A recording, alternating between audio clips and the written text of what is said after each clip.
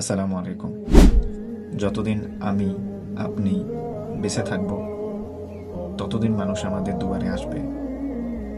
কেউ আসবে সাহায্য চাইতে, কেউ আসবে সাহায্য করতে, আবার কেউ আসবে কেবলমাত্র আমাদেরকে সান্ত্বনার কথা শোনাতে। আসলে জীবিত মানুষের ঘর সবাই চেনে, জীবিত মানুষকেও সবাই মনে রাখে, খোঁজ নেয়। কিন্তু যখন আমাদের এই জীবনের সময় শেষ হয়ে যাবে, যখন আমি আপনি চলে যাওয়া আমাদের সেই আসল ঠিকানায়, যখন আমাদেরকে শুয়ে রাখা হবে আমাদের সেই আসল ঘরটাতে, তখন সেই ঘরে কি কেউ আসবে?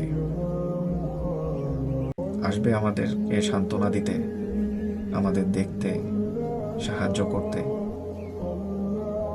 না, কেউ আসবে না। আসবে তো নাই। ধীরে ধীরে সবাই আমাদের নামটাও ভুলে যাবে।